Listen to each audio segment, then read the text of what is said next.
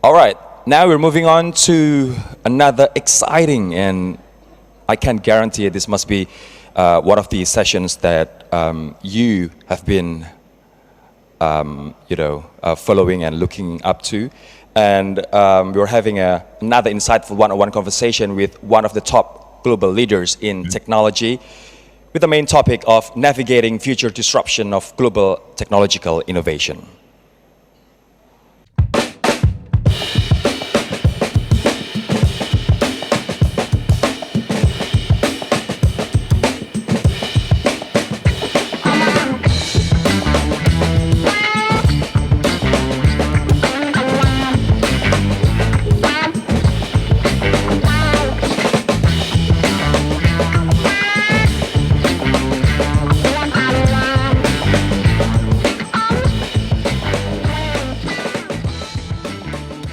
I'd like to invite Mr. Anindya Bakri, who has been joining us now, the CEO and President Director of PT Bakri and Brothers, and also the one and only Mr. Elon Musk, the CEO of Tesla Inc., SpaceX, and now Twitter as well, joining us virtually. Take it away, Mr. Bakri.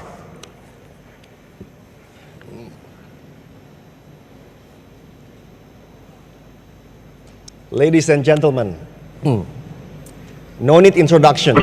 Please welcome Elon Musk.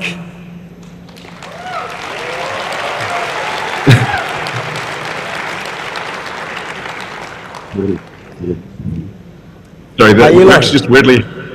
Not sure. We had a power outage about 3 minutes before this call. My apologies. That's why I'm like bizarrely in the dark here. Elon, you are lucky because you have unprofessional moderator. It's the first time I'm doing it. But I'm sure we're going to have fun, especially when we wear this shirt. Great.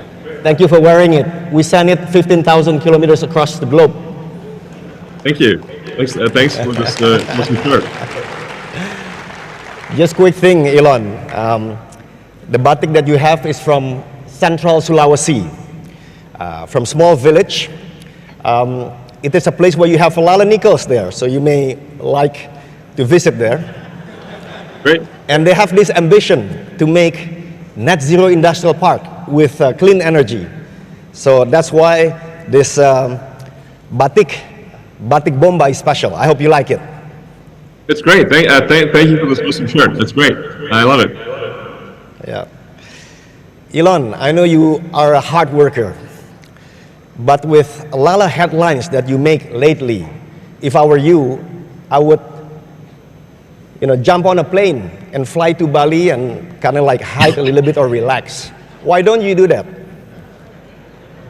I mean, that sounds fantastic. But my workload has recently increased quite a lot. I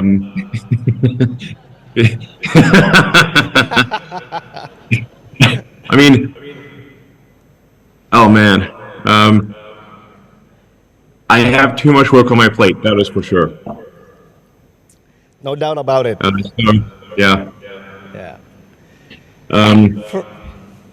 Elephant in the room question, Elon.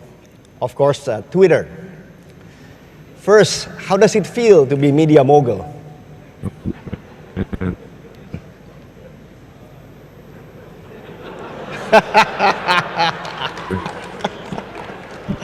Okay, noted. It's a little uncomfortable. Next question. I'm sort of more like, is Twitter sort of media, but it's not exactly media. I mean, it is a medium as opposed to media. So it's but I mean, it's time to speak because there's no way to make everyone happy. That's for sure. I see. Now, Elon, we are Twitter nation, fourth largest in the world. A lot of millennials and Gen Z. Even President Jokowi has about 19 million followers. What is the future of Twitter for these developing countries, but already in G20, including the likes Brazil and India? Can you share a little bit? I think Indonesia has an incredibly exciting, bright future because there's just so much youth and energy, and the population. I think a lot of people in the world don't realize that Indonesia has one of the world's highest populations of any country. So I think the combination of the youth, energy, large population, a lot of resources. I think the future is extremely exciting for Indonesia. So. Yeah, I'm I guess bullish on Indonesia, if you will. I think it's a very, very exciting, bright future. So there was a thought, I think we interacted a little bit in Boca Chica about Twitter TV. Because over here, information is being disseminated using free-to-air TV antenna to 17,500 islands. Imagine user-generated content, short videos, trending topics. Is it a good idea or bad idea? No, I think that's a great idea. Twitter for sure, I think needs to do a lot more on video, and it's kind of a no-brainer to enable a longer video on Twitter, and also enable content creators to make a living with content that they submit to Twitter. So Twitter really needs to give a revenue share to content creators in order for them to make a living creating content and having that content be on Twitter. Oh, great to hear that. Now, let's talk about Tesla. Now, the world is decoupling, Elon, as you know it, right?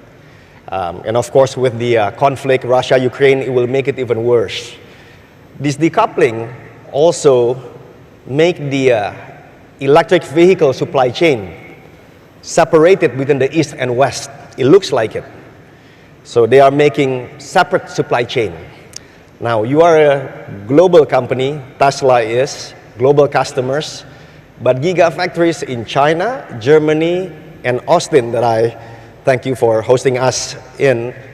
How do you navigate through all of this? I have to say it's with great difficulty. I'm really working at the absolute most amount that I can work from morning till night, 7 days a week. So this is not something I'd recommend, frankly. Yeah.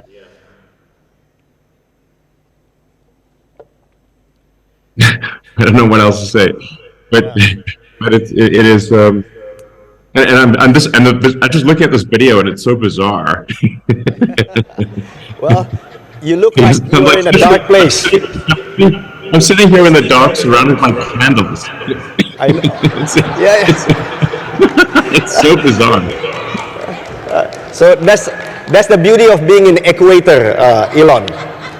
Yeah. When it's dark there, it's bright here.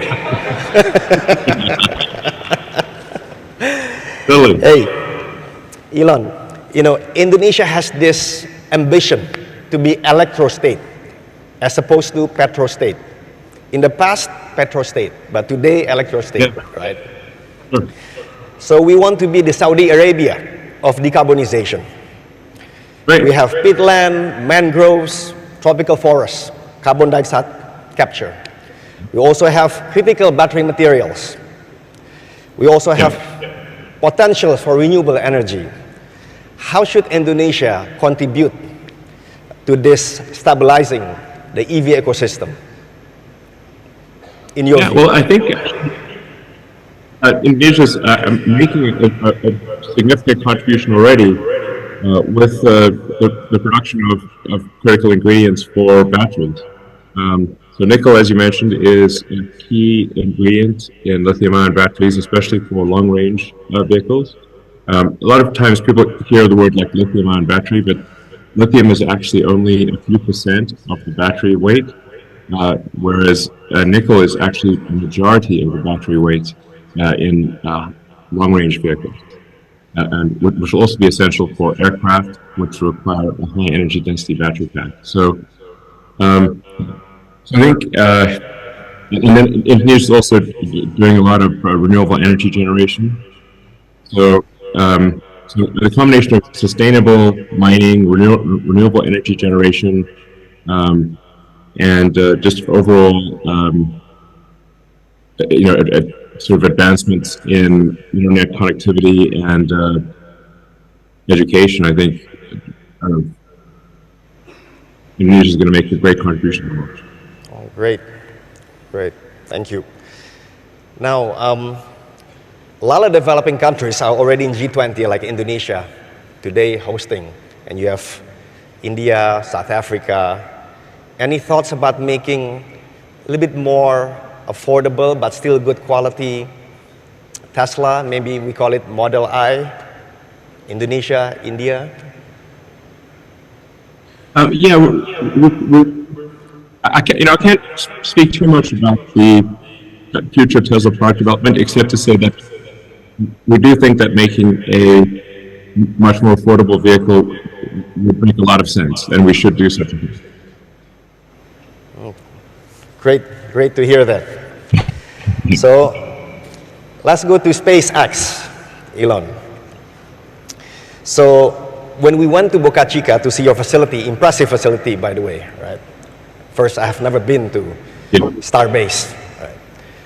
But I overheard some engineers saying that maybe the best place to launch these rockets are from the equator. So yeah, it's true. It's true, right? Yeah, Indonesia actually, has, the best would be at like a really tall mountain at the equator.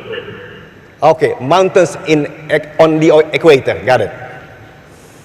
So Indonesia has 5,000 kilometers of equator. And in fact, our new capital is going to be on the equator. Cool. Should we be talking more about launching pads of SpaceX being in Indonesia? And maybe also you can launch some Starlinks. We need some connectivity. Yeah, absolutely. I think long term it would make a lot of sense to have launch platforms around the world. And I think you could actually even have a situation where you travel by rocket from one part of the world to the next, because then you can travel at over 20 times the speed of sound.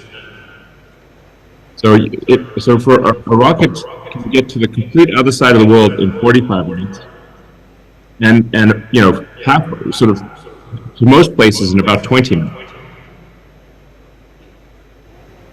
So I think that this would really open up the world if you could travel conceivably, to anywhere in the world in less than an hour.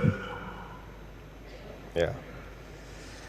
By the way, Elon, over here in Indonesia, you are not called Elon Musk. You are called Musk Okay. Elon. Musk is brother. Okay, cool. Brother Elon. Thank you. So Musk Elon, we threw some questions on social media asking, what would you ask Elon if you happen to see him, live? Right? And maybe you have heard this question, but why do you talk so much about sending people to Mars while probably more than half of the people on Earth still think that the world is flat? Yeah, well, I think it's an exciting future if you can imagine like where we're a spacefaring civilization and a multi-planet species, and ultimately out there among the stars. And that's just, I find that to just be an incredibly exciting, inspiring future, and to think that one day that such things might happen. And the world, of course, will always have problems, and that we need to solve the problems of Earth. And I think 99% of our effort should be on solving the problems of Earth. And I think 1% of our effort should be on being a spacefaring civilization and a multi-planet species, because that's just incredibly exciting and inspiring. And there need to be things. Life can't just be about solving problems. There've got to be things that inspire you and that make you glad to be alive and happy to wake up in the morning.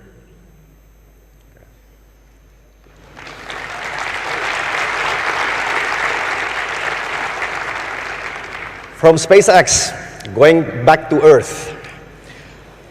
Boring Company, we had a chance to go to your facility in Las Vegas. Now, Indonesia and a lot of developing countries, and even developed countries, have a lot of traffic. Are you thinking to do projects of Boring Company in developing country cities, especially maybe using electric buses? So you can solve two things at the same time, traffic and CO2 emission. Yeah. Any thoughts? Yeah, absolutely.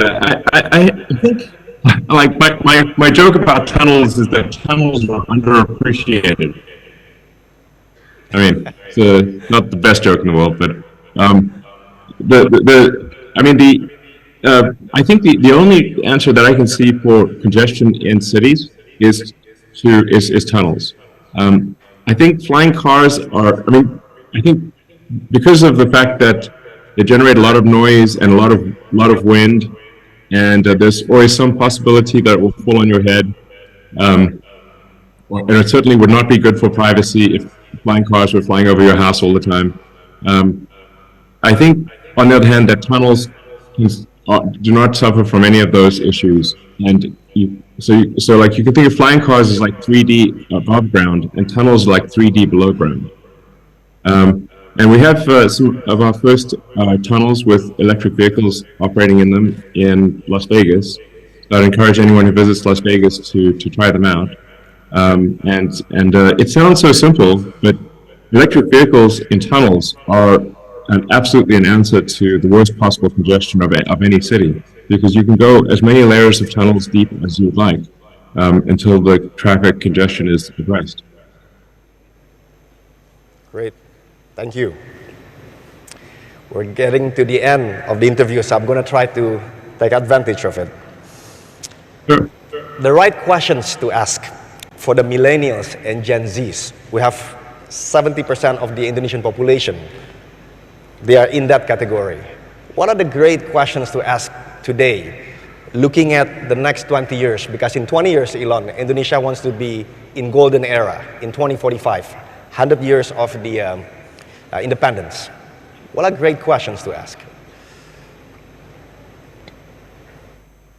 You asked me what are the great questions to ask? Yeah. What should be they ask? What they should be asking? What do you think about that?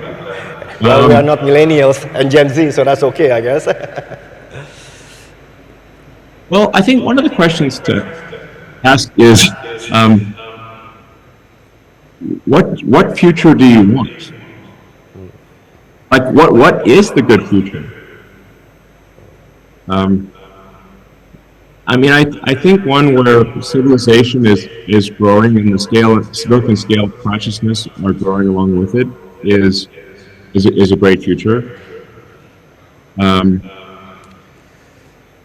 Obviously one where we transition to sustainable energy, because the counterpoint is unsustainable energy.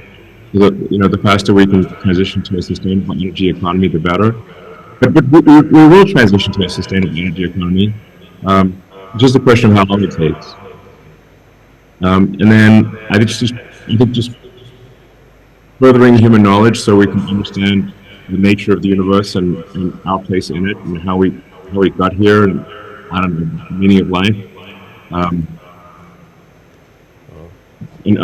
as I said earlier, going and exploring other star systems, and maybe we'll find alien civilizations, or discover alien civilizations that existed millions of years ago may no longer exist, but we see the ruins of ancient civilizations.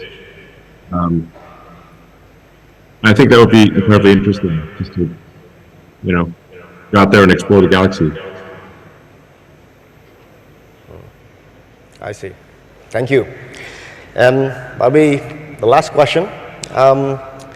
You are a true global citizen, born and raised in South Africa, made it well in America, becoming global entrepreneurial hero. We are here in Southeast Asia. So what should the next and maybe better Elon Musk of the East be focusing on in the next 10 years?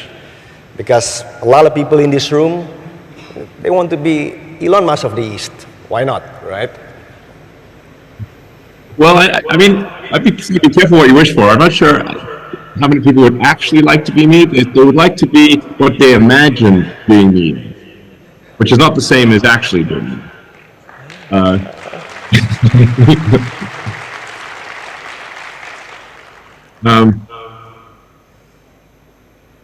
mean, the amount that I torture myself is like next level, frankly. But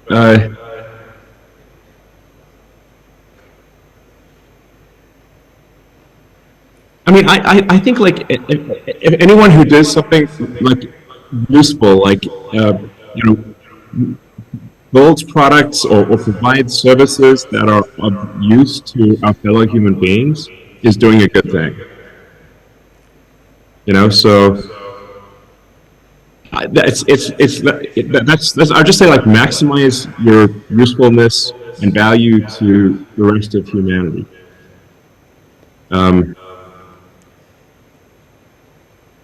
Yeah, I mean, that's it really.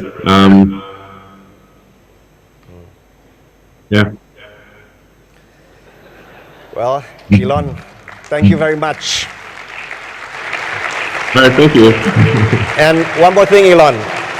When we started this session, we started with Elvis song. A little less conversation and a little bit more action, please. And you certainly have done that. Even in the middle of the night, you just put on candles to save energy. So thank you for appearing in front of us. This is the funniest thing I've ever seen. I'll see you soon. All right, thank you so much, Pak Anindya Bakri, for the light and also meaningful conversation with Elon Musk. Actually, honestly, Elon and Pak Anin, I was wondering, was it real Elon Musk? But it was, yes, it was really Elon Musk, because the concept was in the dark. Thank you, gentlemen. Thank you.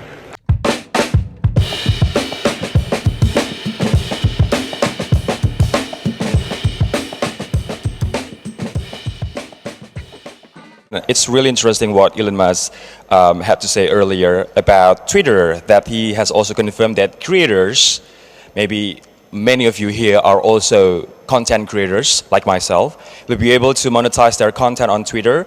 And there's a development as well, maybe you have heard about this, of $8 that accounts have to pay to get their accounts blue checked, or for those people who have blue check mark, they have to pay $8 per month.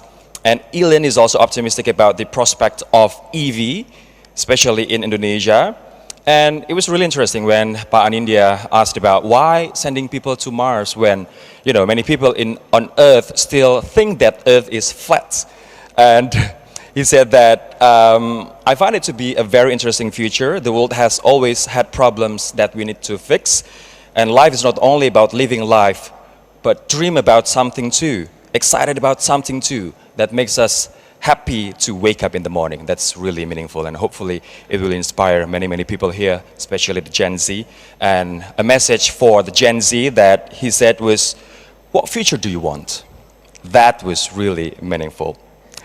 All right, ladies and gentlemen, let's now move on to the next session. We will have a keynote address from the Executive Chair of Bezos Earth Fund and Executive Chairman of Amazon. This is no less interesting, I guarantee, addressing the topic of balancing global economic growth and environmental protection. Please allow me to welcome Mr. Jeff Bezos.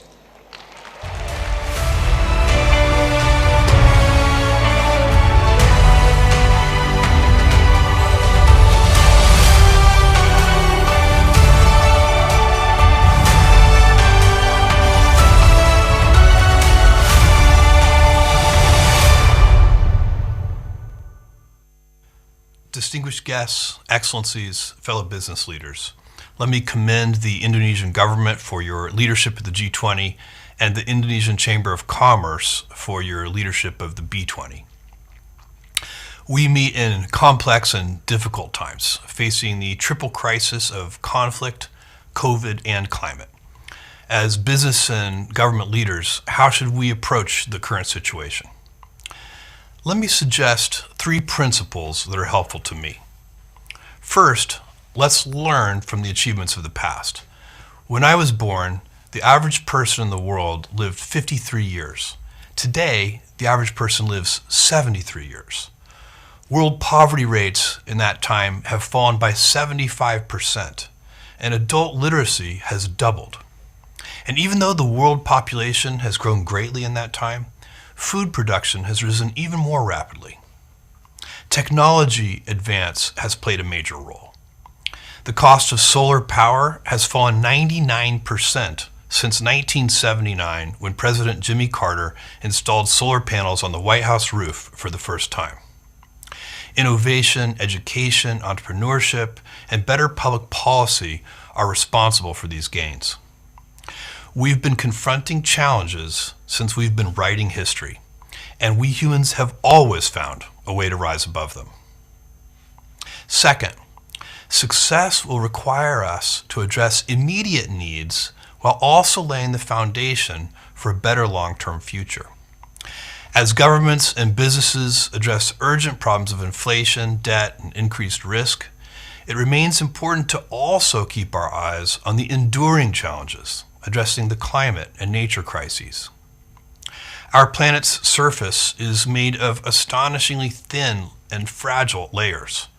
I was reminded of this last year when I went into space with Blue Origin. I was told that seeing the Earth from space changes the lens through which you view the world, but I wasn't prepared for just how much that would be true. Looking back at Earth from up there, the atmosphere is so obviously thin, the world so finite, and also so beautiful. Our atmosphere, vegetation, soils, and seas make life livable. Their beauty also makes life worth living. But they're being degraded, and at an alarming rate. The world is warming, the seas rising, storms intensifying. Our oceans are acidifying, and our fish stocks are declining. Soil is eroding, and deserts are encroaching. We know how to reverse these trends. Solutions require public, private, and citizen leadership. At the Bezos Earth Fund, we're working with others to monitor 50 key transitions that need to happen for us to address climate, nature, and development. These include phasing out internal combustion engines, decarbonizing steel and cement, raising food crop yields, reducing food loss, and empowering indigenous communities to manage tropical forests. For each of these factors, we try to identify how close they are to positive tipping points and what barriers we can help remove in order to cross these tipping points. This helps us decide how to allocate the $10 billion in grants that the Bezos Earth Fund will be making this decade, and we welcome others to join us in this approach. My final suggestion is this: let's not get stuck in the mindset of either-or thinking. Many business and government leaders would like to be bold in reducing environmental damage, but they fear it will raise costs and hurt growth. But we now know that smart action against climate change doesn't just stop bad things happening. It also can improve resource efficiency, drive new technology, reduce uncertainty, and lead to new opportunities. It is this new understanding that encouraged us to set up the Climate Pledge and set a goal to reach net zero carbon by 2040, 10 years ahead of the Paris Agreement goals. As part of this pledge, Amazon aims to power all its operations with 100% renewable energy by 2025 and is working to convert its delivery fleet to electric vehicles. Just yesterday, we announced an agreement with PLN for 210 megawatts of renewable energy across 4 utility-scale solar projects in Indonesia.